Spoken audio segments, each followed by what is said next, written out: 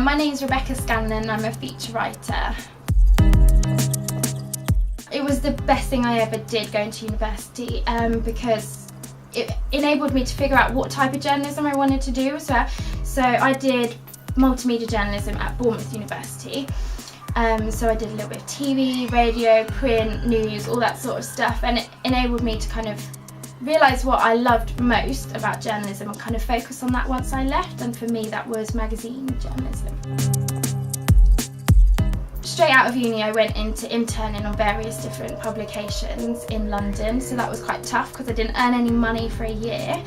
But getting out into the offices and meeting different people and making contacts meant that when a job came up I was able to go for it, and I was put ahead of anybody else who they didn't know because they knew me, they knew my work, and so they got me straight in, and I got really lucky basically. I think with magazine journalism you can look at stuff in a lot more depth. So whereas, you might read an article in a newspaper about somebody who was, because I'm in true life feature writing now, so you might read something in a newspaper about somebody who was attacked by somebody and it'll sound like court copy basically, whereas I can talk to that person who was attacked and find out firsthand, their emotions and their feelings and exactly what happened, and I'm able to kind of convey that in their own words.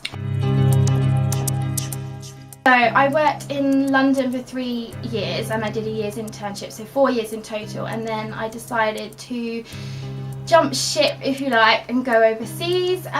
It was mostly because at the time there wasn't a lot of movement in magazines. There was a recession and people weren't able to develop, and I was really keen to kind of learn more and kind of move up the ladder, and I wasn't able to do that at the time. And Australia is where I ended up going.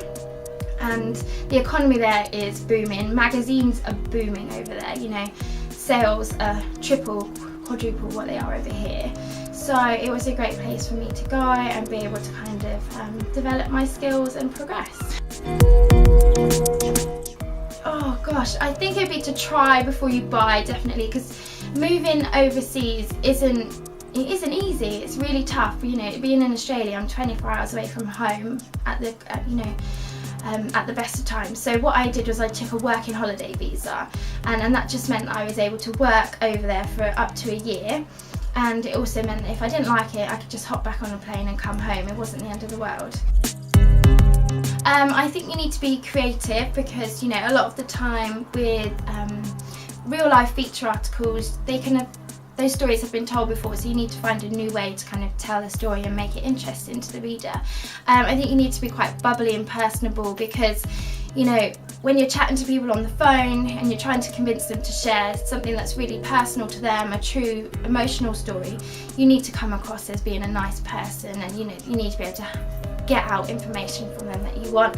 And I think you need to be kind of hardworking and determined. It's not easy to crack into magazines or journalism in general, so be determined and keep going.